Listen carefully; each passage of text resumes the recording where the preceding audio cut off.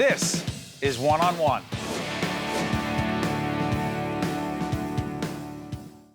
We are pleased to be joined by Dr. Larry Norton, scientific advisor at Cure Breast Cancer Foundation. It's very good to see you, Doctor. Great pleasure to be here. Tell everyone what this foundation is. Well, I work at Memorial Sloan-Kettering Cancer Center, and we do a lot of wonderful research. And one of the ideas that turned on my colleague and friend, Andy Abramson, who started this foundation, was the idea that cancer is not just a disease of cancer cells dividing, but also a disease of cancer cells moving around.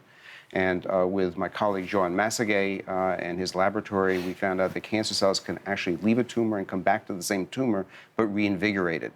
And that really changed our whole notion of cancer biology. We're discovering more and more about cancer every day. You know, we've always thought it's a disease of cells just dividing too much, but it's much more than that. And the work has really evolved to where we're understanding that one of the primary things about cancer is it's the relationship of the cancer cell to other cells in its vicinity, white blood cells, blood vessel cells, other kinds of tissues that we find in the tumor. And those relationships turn out to be very important. What really excites me about that is relationships between cells is sometimes easier to target with drugs than abnormalities in the cells themselves. So this is leading into very, very promising areas, not just for diagnosis and prognostication, but also for treatment. You know, when I was talking to Andy about this, and we were talking about the foundation, the work of the foundation. By the way, the website will be up there. Check it out, important information. One of the things that struck me is that when it comes to cancer research is that, and you've said this as well, is the idea that people look for, doctor, the one magic bullet, the one thing. That's a distraction.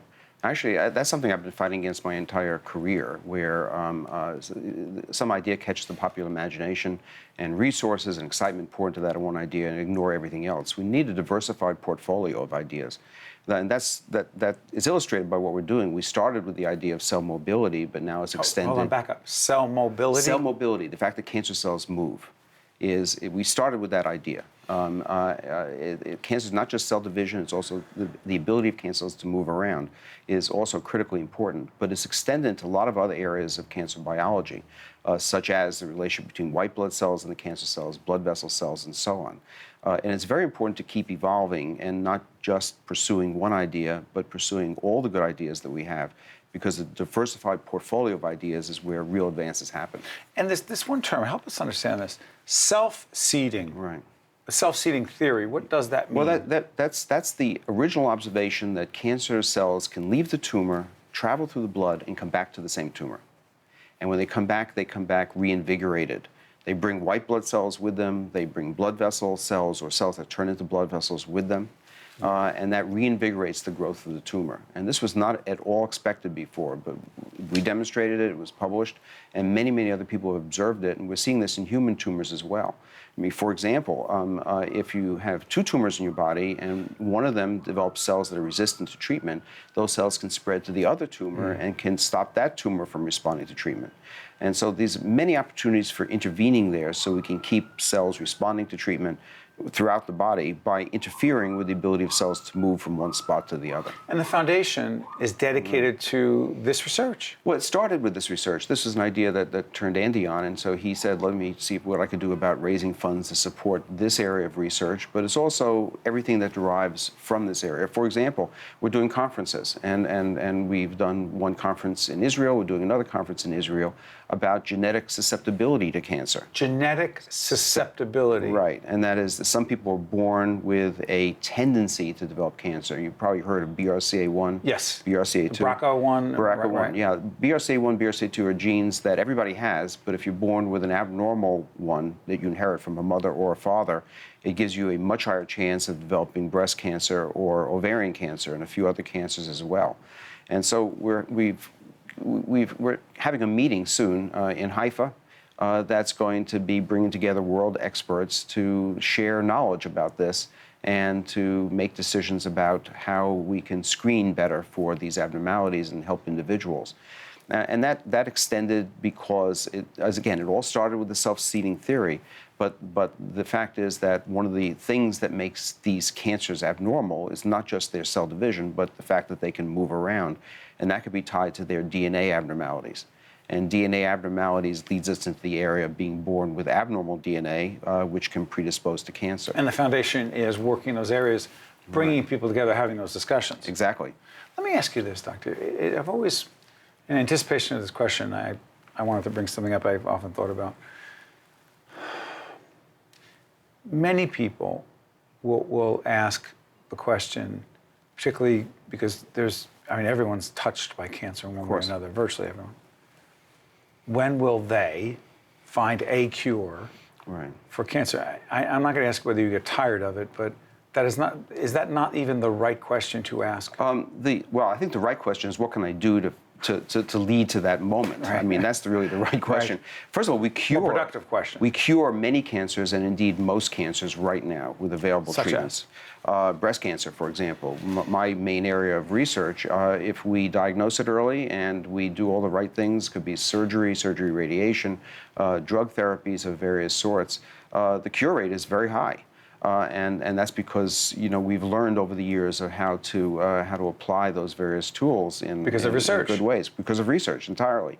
We're not curing everybody. We're not preventing cancer in everybody. We're preventing cancer in many people also, but we're not doing it in everybody. So we see the end of the tunnel. There's light at the end of the tunnel, and we see it.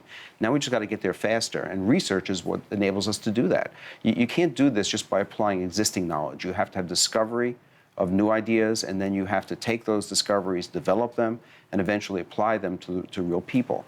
And all of that takes research support. Dose density. Yes. What does that mean? That means that it refers to the fact that when you have an anti-cancer treatment, it's often better to give a lower dose of treatment more often than a higher dose less often. And the reason why that's an important concept is because it's already led to cures of tens and tens of thousands of people with breast cancer because of its application, along with everything else that we do with early diagnosis of breast cancer in terms of drug therapy. So it's had a huge impact throughout the world in lowering death rates from breast cancer.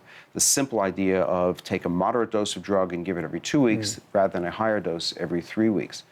The important part of that is, of course, the fact that it works. But underneath it is the fact that it's engineering. It's not just having drugs and just using them, it's knowing how to use them.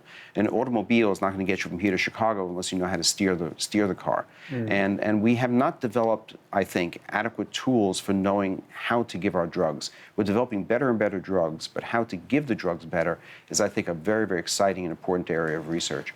Let me ask you this. You made a decision a while back to go into this field. Yes. Why?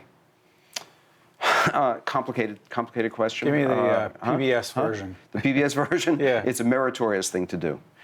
You want to do something in your life that's going to make a big impact and a lasting impact. You want to save lives. You want to help people. This seemed to me to be a very good place where I could put all of my energies and all of my dedication. And this foundation helps you do that. Yeah, we can't do anything without support. It is the best ideas in the world, the most dedicated people, without the support to move forward, are not going to accomplish everything. This foundation and other foundations, other individuals, people who support research are the people that are making a huge difference. And that's the most important message, is we can't just sit by. If you're afraid of breast cancer, support research. If you're afraid of ovarian cancer, support research. The important thing is that we're not going to make advances unless we do these studies, and these studies require resources, and we can't do it alone. People say, hey, why don't you do it? It's like, what? How can you be a part of it? Yeah, of course. I mean, this is something that affects each and every one of us. And if you live long enough, you're going to get cancer. If you have a family and you have people that you love and your friends, some of them are going to get cancer. We're not going to escape this by just having a perfect life. Research is critical. Dr. Larry Norton, scientific advisor, Cure Breast Cancer Foundation. I want to thank you very much for joining us here on Public Television. Thank you. We learned a lot. Thank you. Thank you so much. Thank you. One-on-One with Steve Adubato has been a production of the Caucus Educational Corporation, celebrating over 25 years of broadcast excellence. This special edition of One-on-One with Steve Adubato is brought to you from the Tisch WNET studios at Lincoln Center. Funding has been provided by Holy Name Medical Center in Teaneck, New Jersey, Bergen Community College, New Jersey Council of County Colleges, Delta Dental of New Jersey, Partners for Health Foundation, the Fidelco Group, and by the Russell Berry Foundation. Transportation provided by Airbrook Limousine, serving the metropolitan New York, New Jersey area.